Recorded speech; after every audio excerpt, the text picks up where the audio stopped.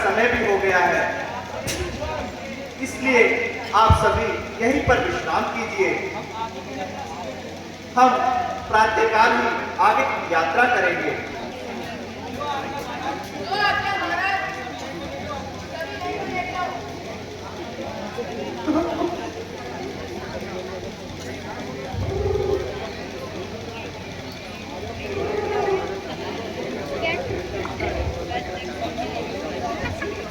बैठिए महाराज, बैठिए। लक्ष्मण, बैठो।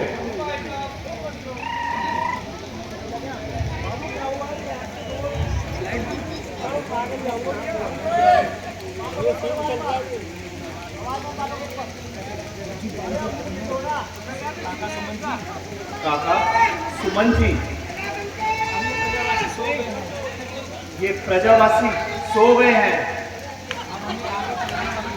अब हमें आगे की ओर चलना चाहिए, अन्यथा ये हमारे साथ चलने की जिद करेंगे।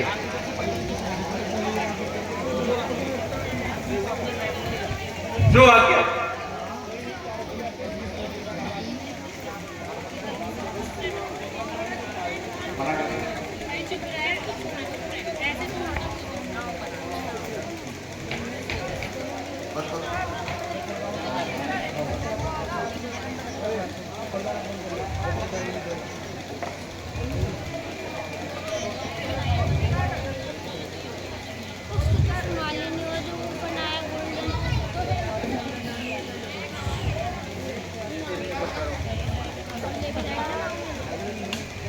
अरे प्रभु, आपने ये कैसा रूप धारण किया है?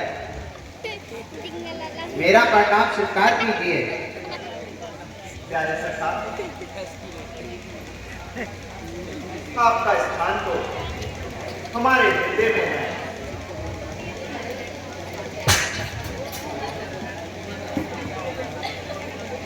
प्रभु, हम नहीं जानते थे आप मुझ जैसे नीच जाति के गुरुराज को इतना आदर देंगे। प्यारे मित्र, ये आपने क्या विचारा? आप हमारे बाल सखा हैं। हमने और आपने एक साथ ही शिक्षा ग्रहण की है, और मित्रों में छोटा बड़ा या जात पात कुछ नहीं देखा जाता। आप हमारे मित्र हैं और सदा ही आदर के पात्र रहेंगे।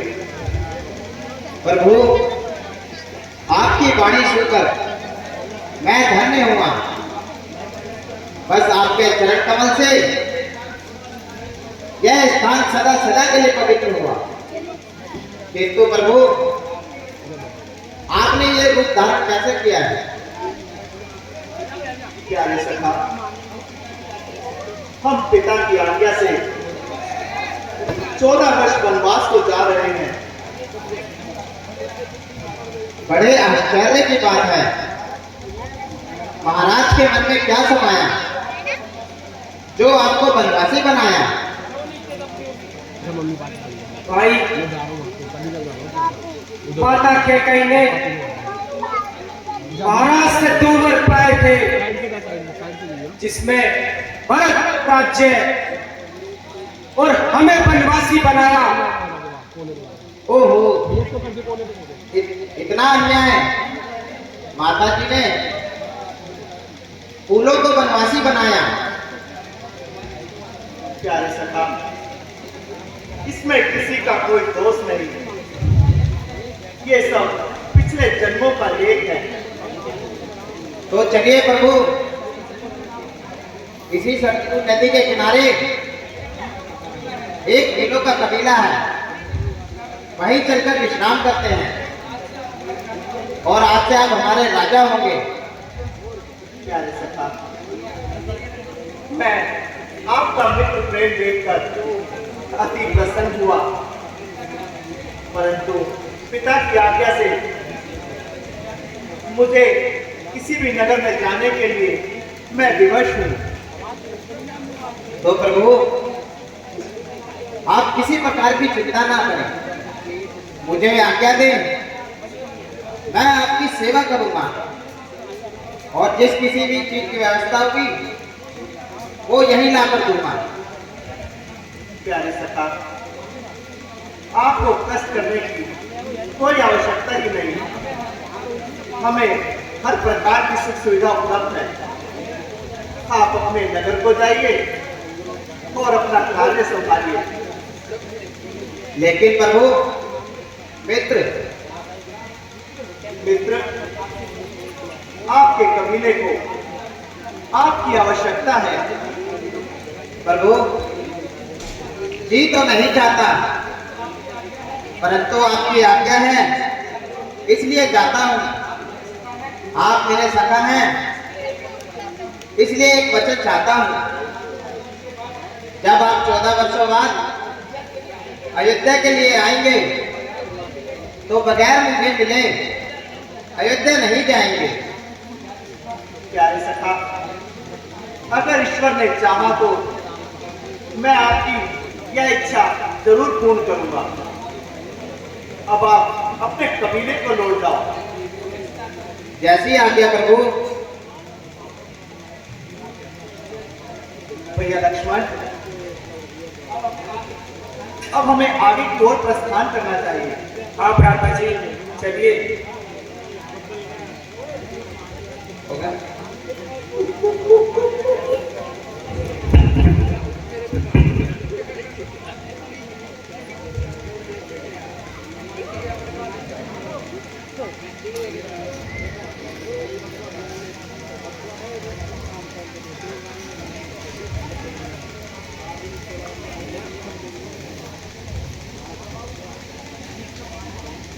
काका जी, अब आप ही लौट जाइए और पिताजी की व्याकुलता को मिटाइए। कैसे लौट जाऊं? महाराज ने मुझे आज्ञा दी थी कि आपको घुमाकर वापस ले आने को कहा था। जब महाराज मुझसे पूछेंगे कि मेरे नाम बुलाने कहां है, तो मैं उन्हें क्या उत्तर दूंगा महाराज? हाँ, अब यदि लक्ष्मण अपनी सीता को वापस भेजेंगे तो महाराज के मन को शांति पड़ेगी। हे नाथ, जानकी और लक्ष्मण को वापस जाने को, उन्हें तो वनवास नहीं मिला है। तुम ही कहो है मंत्री, वो कैसा है राज? प्रजाजनों पर जिस जगह निकट हुआ महाराज, राज के राजा भरतलाल क्या कई सीमा पंक्ति है? उस राजा का नाम लेते ही आंखों में खून बह आता है। तुम जाकर यूं ही कह देना, जो हमने वचन सुनाए हैं अब लौट नहीं सकते वापस। उस राज से हम मर पाए हैं। प्यारे काका जी, आप लक्ष्मण की बातों पर ध्यान ना दीजिए और पिताजी से कहना 14 वर्ष जल्द ही बीत जाएंगे और हम जल्द ही उनका दर्शन पाएंगे। आप शीघ्र ही वापस लौट जाइए। क्या होगा?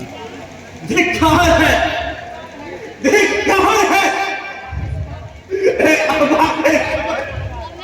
उसमें धिक्कार है। एक गांव सुन रहे हैं,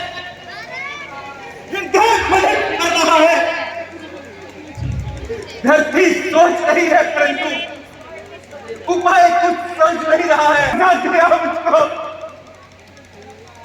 दिल तड़प रहा है, दिल तड़प रहा है। वो तो ली पक्का चलाओ ना, पक्का चल ली रहा। काका सुमन की मूर्छित हो गए। अब हमें आगे की ओर चलना चाहिए। इनका दुख हमसे सहन नहीं होगा।